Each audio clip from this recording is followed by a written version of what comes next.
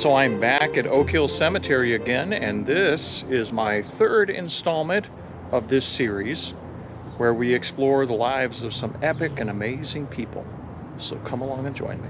In case you missed the earlier 2 episodes in this series, all of the stories in this series begin with information found in a book published in 1904 by Hobart and Mather from Chicago called Biographical Review of Calhoun County. The book, as it describes, contains historical, biographical, and genealogical sketches of many of the prominent citizens that were alive during its publication, as well as some that were in the past. This specific Oak Hill Cemetery video series is about those prominent figures who are in this book and are resting here at Oak Hill Cemetery.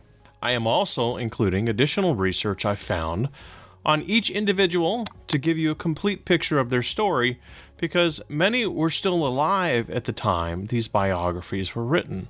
So, when available, I will be adding additional newspaper articles, maps, photos, and other kinds of interesting information I came across in putting this video together to complete their story. This is the third installment in this series, and we're going to begin with a very interesting man named Alfred Lada. He was born in Lewiston, New York in April 1821, the son of John Lada and Millie Smith. His father was an extensive property owner and had a large tannery in Lewiston, along with other business interests. During the War of 1812, his tannery and other businesses were destroyed by fire.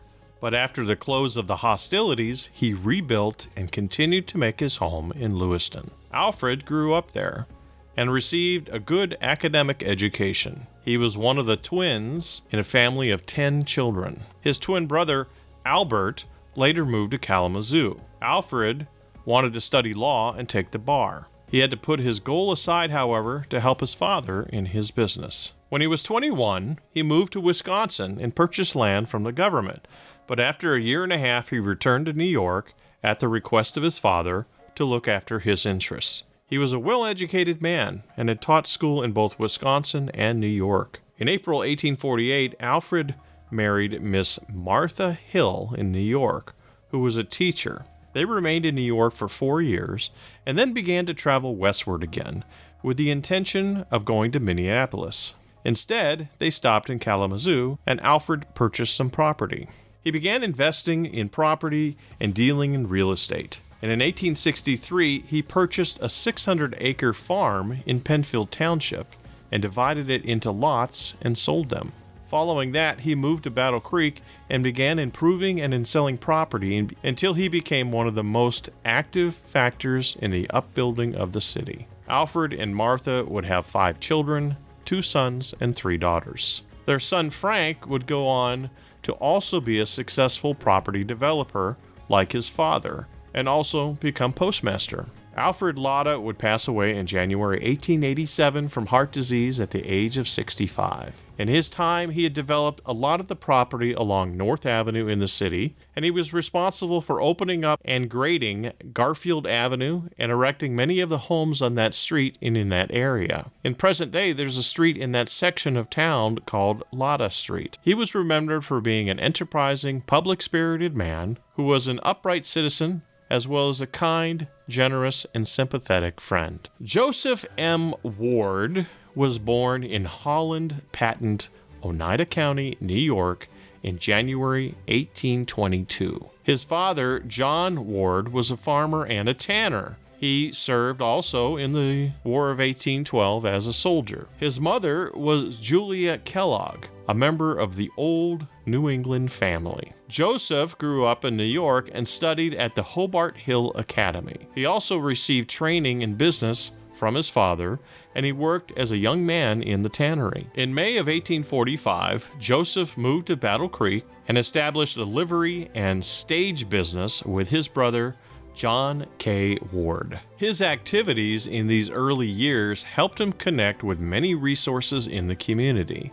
In 1848, he joined Charles Mason in the establishment of a factory for the manufacture of woolen goods. He would remain connected with this business until 1860, when he sold out to his partner. In 1848, he married Miss Susan Mason, The daughter of Charles Mason, she passed away in 1853, leaving him with one son, Charles A. Ward. In 1858, he would marry a second time to Elizabeth Beckley, and together they would have 4 children. His next venture saw him engaging in the buying and selling of grain and operating a grain mill, which grew into one of the more prominent in the state. He bought and sold grain on a very large scale and had a very successful mill in Battle Creek and several grain elevators in various grain-producing sections around Michigan along the line of the railroad. He was also a promoter and director of the Peninsular Railway Company,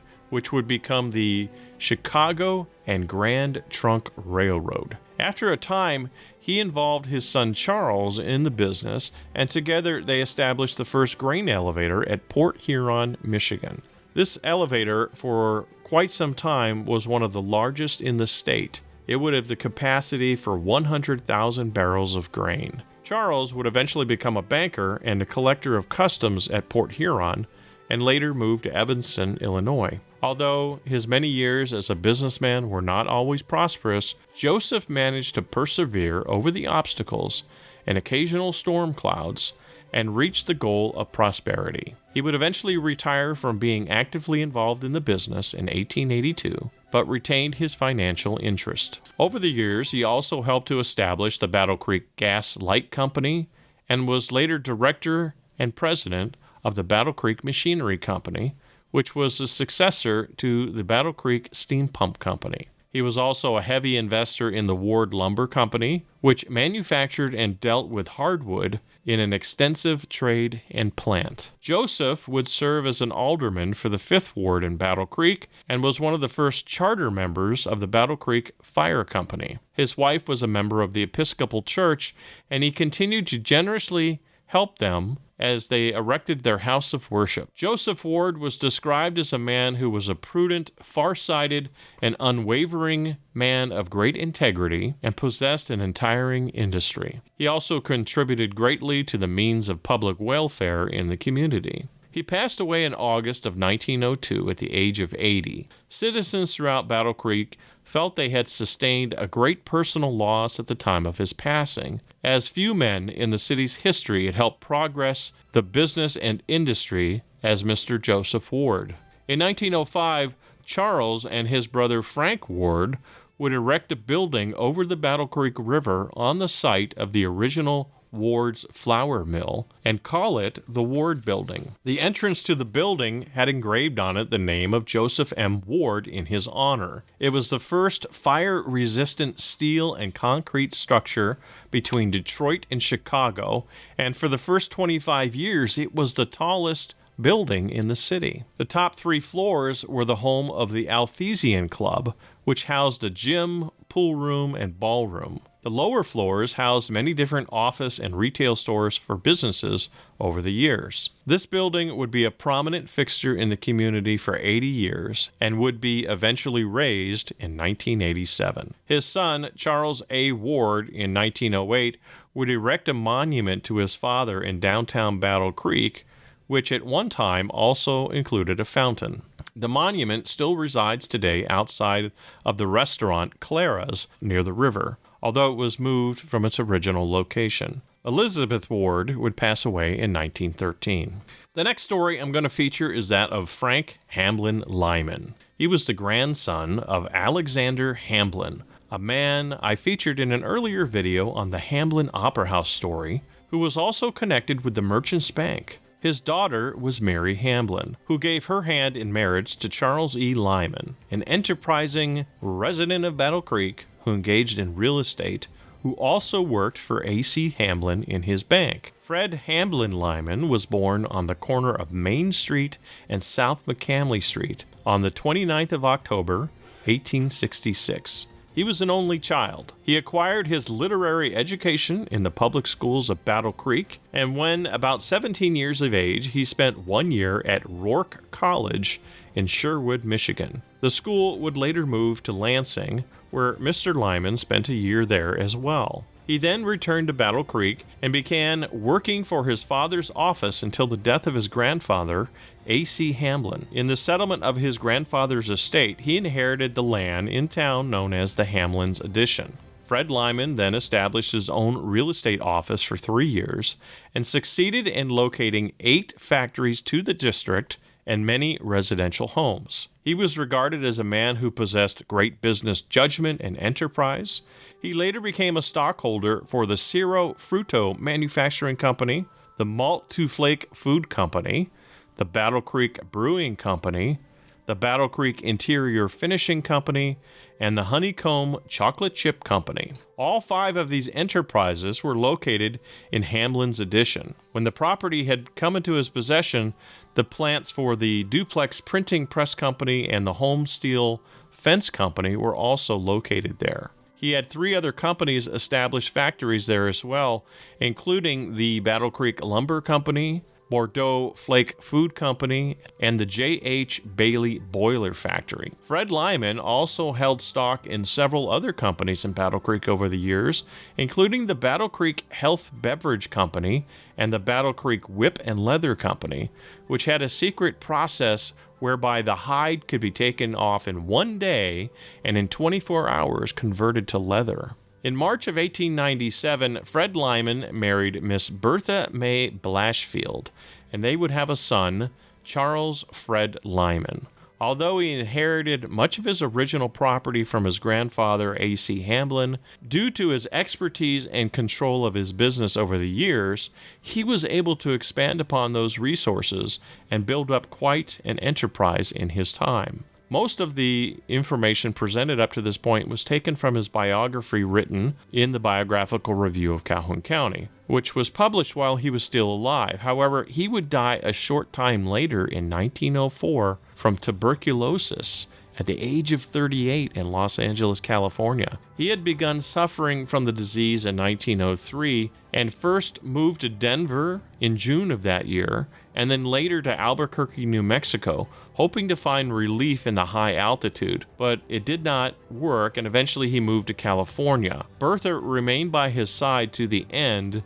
when he died in April of 1904. Bertha would never remarry and lived herself until the age of 75, passing away in September 1942. Charles Ellsworth Cobb once lived on Garrison Avenue in Battle Creek. He was descended from a prominent family of ancient lineage in Germany. He was a descendant of Henry Cobb, who was born in Homburg on the River Ohm in the Principality of Upper Hessia. He was a hatter and married Eleanor Lauer. One of their children was Frederick William Cobb, whose son William Albert Cobb would eventually come to America when he was 18 years of age, spending 76 days on an ocean voyage in 1846. He would settle in New York and would eventually venture into Michigan and settle in the Lansing area, working as a journeyman in 1850. He would remain there 2 years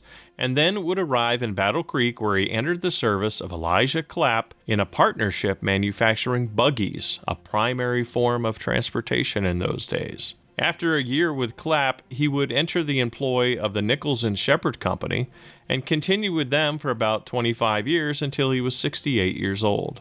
Not long after his arrival in Battle Creek, William Albert Cobb would marry Miss Sarah Euphemia Rall, who was also originally from New York. Her father was John Rall, who served in the War of 1812 and had also been a farmer and a blacksmith. After their marriage, they settled on Frailinghausen Street before eventually moving over to Harvard Street, where they would reside for many years and raise a family. Charles Ellsworth Cobb was the 4th child born in their home on Harvard Street. He spent his boyhood days attending the local public school until age 17, when he started working as a call boy for the Chicago Grand Trunk Railroad Company. His job was to go to the homes of the engineers and call them to work to make their runs. He was later employed in the shops at the Nichols and Shepard Company for a few months before he went to Toledo, Ohio, and worked at a general machine shop. It was there that he learned to work a lathe. and later went into the employ of that firm that did stenography. He then returned to Battle Creek in 1885, and he entered into the shop of the Advanced Thresher Company as a stenographer, and while there he also studied bookkeeping.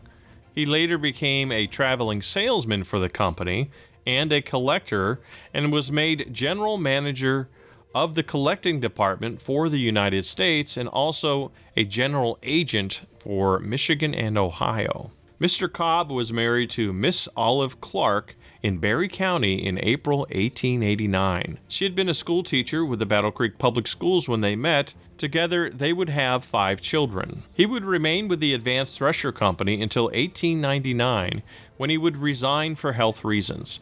However, he'd acquired an interest in the Peerless Portland Cement Company in Union City, Michigan, and became the treasurer as well as a director. In 1898, he also acquired an interest in a sawmill, and in connection with his other duties, took on the role of purchasing agent and would also go into the woods and estimate and buy the timber.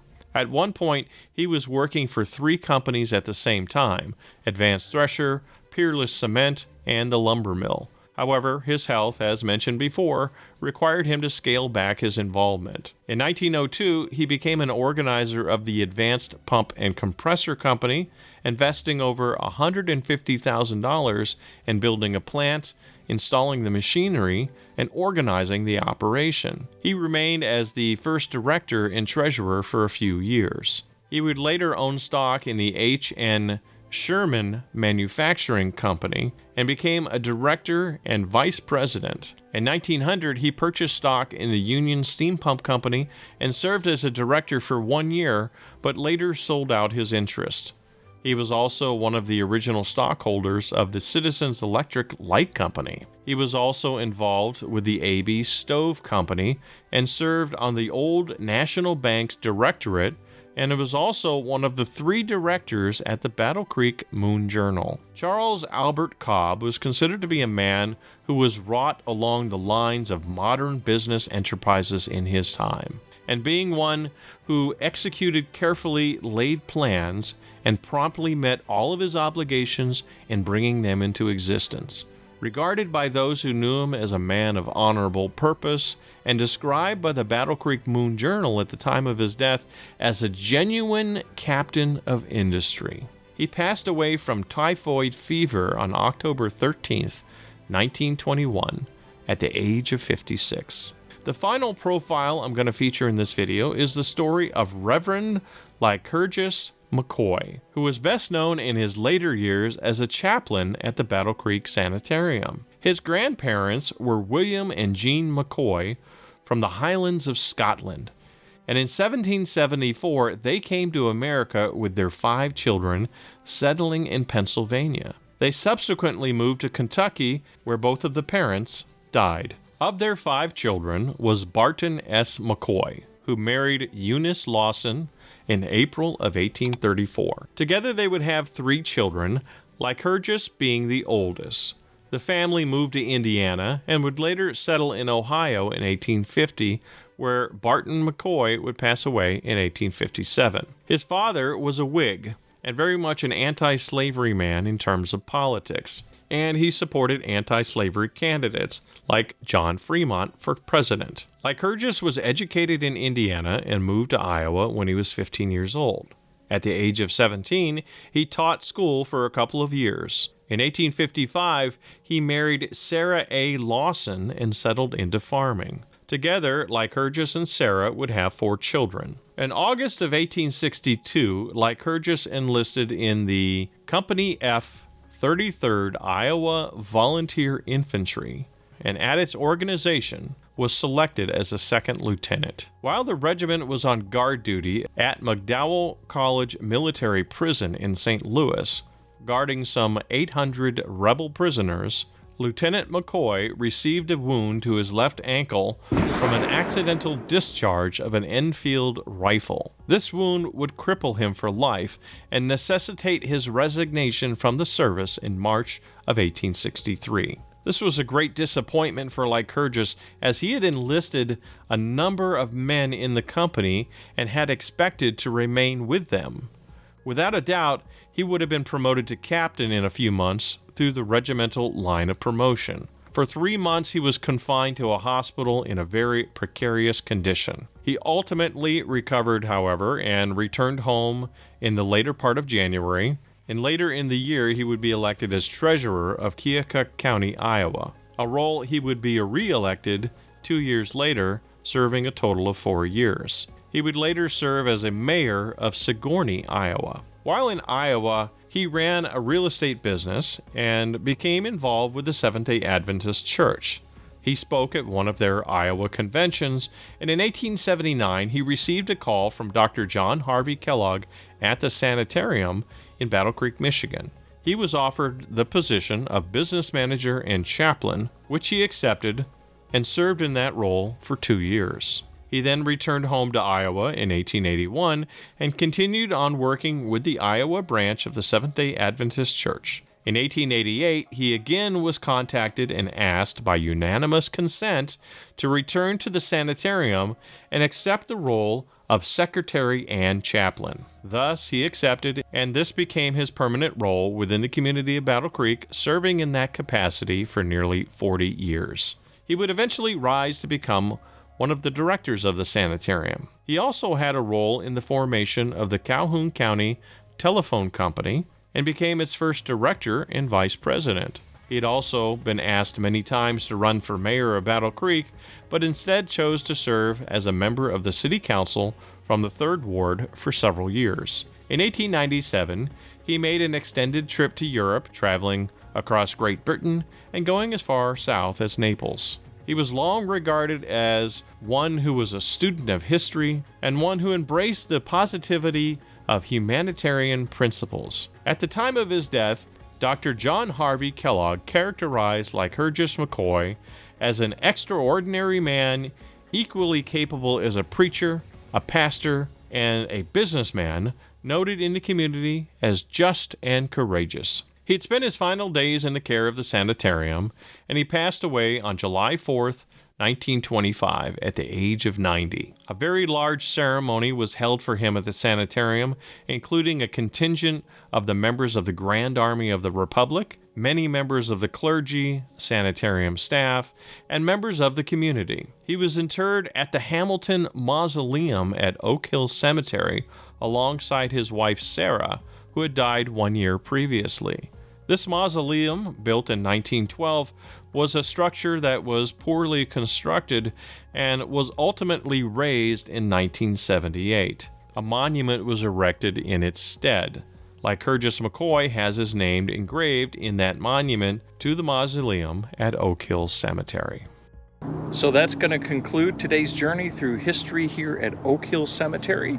If you liked today's video, please take a minute to hit the like button down there, subscribe to the channel, share the video with others, and be sure to check out my podcast at Tales of Southwest Michigan's Past. Thanks for watching.